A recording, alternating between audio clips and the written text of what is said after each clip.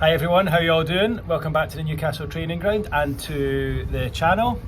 We are what we call match day -1, the day before match day for Newcastle, where of course they play Wolves tomorrow night with a chance to make it 9 wins in a row, which would equal a club record set by both Rafa Benitez during Newcastle's time in the Championship a number of years ago, and also Kevin Keegan when he was in charge back in 93-94, I believe. Newcastle won one game at the end of one season in the Premiership, or I think actually it was the old First Division at the time, is that right?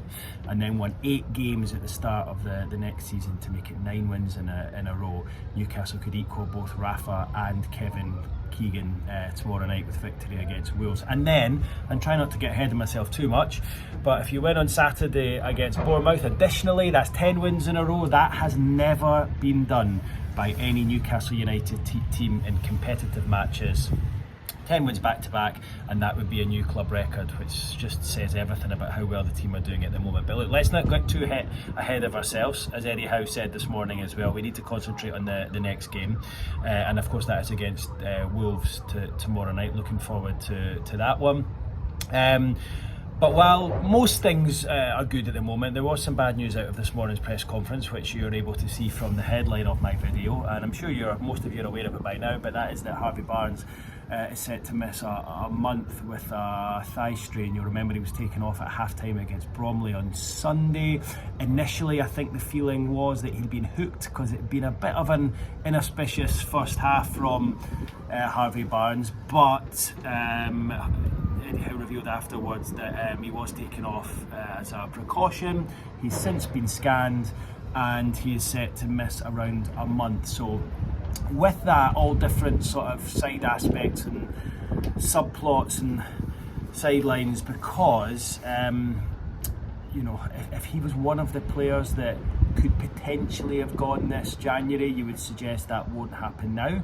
I can't see a team coming in and signing an injured player. And while Newcastle wouldn't want to lose Harvey Barnes, they see him as a top player and someone who's a game changer for them. In fact, in many ways this season he's been a bit of a super sub. You have to look at his game involvement, and he's hardly played in recent weeks. Was one of the 9 changes that played on Sunday, and I think when you're in that group, when you've not really done anything wrong, he's scored 5 goals this season. He's played well. He's scored late winners. He's scored long rangers. When you've not done anything wrong and yet you're not playing, it feels a little bit like the writing is on the wall, I have to say. But it's very difficult when you're up against someone like Anthony Gordon, who is as good as what he is, and is fit and is strong and pretty much plays every game, wants to play every game. So something had to change for Eddie Howe at the middle of December, and he decided to just go with the 11 that he thought was the strongest 11. Without chopping and changing too much, and look what's happened. Newcastle have won 9 in a row. Now, I don't think that's Harvey Barnes' fault, because I think he's done excellent when he's played. Looks like a top professional. He's a very, very nice guy. He's an excellent footballer. Almost unplayable when he's cutting in from that left-hand side and curling the ball into the far corner. But I think when it comes as a choice between himself or Anthony Gordon, I think Anthony Gordon is the only winner there, and I think Barnes is going to find it hard to play when Gordon is fit and able. I think the one thing that might play in Harvey Barnes' favour moving forward, should he stay beyond this window, would be, and it's bad to say it because you guys want Alexander Isak in the team, and I'm sure Harvey Barnes would too, but an injury to Alexander Isak without Callum Wilson being available would mean that Anthony Gordon would play through the middle and then Barnes could play on the left. So there is that. But of course, Isak fighting fit at the moment. Speaking to Eddie Howe this morning, although he didn't want to give too much away, as he never does with team issues, I get the impression that Isak's fine and he'll play against Wolves tomorrow, and he will try and set a club record himself by scoring in 8 successive Premier League games. Both Joe Willock and Alan Shearer have done 7. Isak could break those records tomorrow night if he scores against Wolves. But anyway, back to Barnes and the title of my video today. And look, it's bad news that you're missing a player of that standard, but he hasn't been used much recently, so in that respect I don't think it's a huge loss. If he was in the starting team, I would be pretty worried. If there was an injury to Gordon, you would be worried, but you would expect Isak and Gordon to both start tomorrow night, and probably Murphy. It sounds as though Murphy's okay to regain his place out on the right hand side. But also that wide left position, I feel it's probably Newcastle's strongest area of the pitch. That and central midfield at the moment. And you have to say, even without Barnes there, Joe Linton can be moved forward into that position. Joe Willock can be moved forward into that position. And it would allow you to get others into the team. I thought, I know it was only against League 2 opposition, but I thought Lewis Miley looked very, very promising on Sunday. He looked as good, if not better, as the player we saw last season. The boy had turned into a man. He looks a physical specimen now. He's really filled out, and you know, we were chatting about it in the press room earlier, and you don't want to put too much pressure on him. And you know, a couple of guys saying he looks a little bit like Tonali, that sort of player. I just think his stature, his height, and the way he sort of sprays the ball around, even the way he struck the ball for the goal that he scored against Bromley on Sunday, he reminds me a little bit of Rodri, actually, the way he plays in there. And look, he is only 18, his time will come, but it looks to me like he is ready to play. And I just feel that, you don't want to break up the midfield, that midfield three of Tonali, Bruno and Joe Linton, but if you had to, what a player to come in the shape of Lewis Miley, who could play alongside Tonali and Bruno in there and allow either Willock or Joe Linton to play further forward. Probably Joe Linton, you would say, would play wide left and digging in, particularly in tough away matches against teams at the top end of the table. We know how well he plays in that position, getting back, helping the left back and digging in, and it would be a good option. So but you've got Gordon there anyway, so that's only if there was an issue for Gordon or if there was an issue with Isak. So there's a lot of ifs and buts there, and I just think Barnes at this moment in time just doesn't really fit into what Newcastle are trying to do, and it's no fault of his own. He's a top player, but it goes back to, why did Newcastle sign Harvey Barnes in the first place when they were crying out for a right winger, crying out for someone to come in and take over from Miguel Almiron?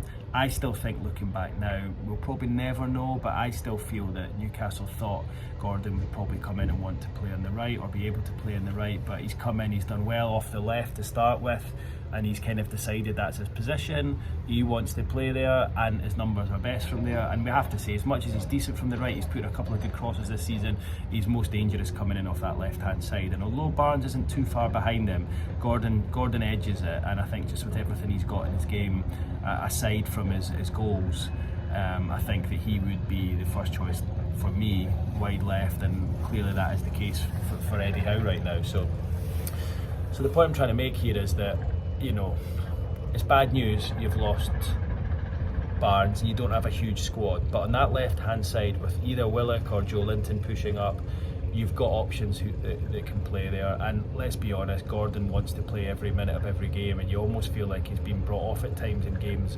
recently just to try and get Barnes on the pitch. So it would mean that Gordon can't play the full 90 like he wants to every single game anyway. Just talking to Eddie Howe a number of times over the last year or two, he's been at pains to say that Gordon is one of these guys who just always makes himself available, and he does everything to make sure that he can play every minute of every match. So that will mean that it's one less thing for Eddie Howe to concern himself with. The only worry would be if there was an injury to Isak or Gordon, but touch wood, things look okay on that department at the moment. So that's why it's not too big a concern, I would say. However, if there was any chance of Barnes going this window, and I don't think it was a big one, I think Newcastle would only do that if they had a replacement lined up. That's now gone, I would suggest, with news of his injury. We'll keep an eye on the Miguel Almiron situation. My feeling with that is Newcastle will only allow him to go if they've got a replacement lined up. I just can't see them allowing him to go and leaving himself with only Murphy on that right hand side and Barnes, although it's not really his position, and of course, as I've just said, he's out for the next month. So I don't think Almiron goes unless a replacement is lined up, which makes me that's why I think he'll probably remain until the summer, because Eddie Howe won't want to give himself even less options. But you know, maybe they have got someone lined up that could come in for him.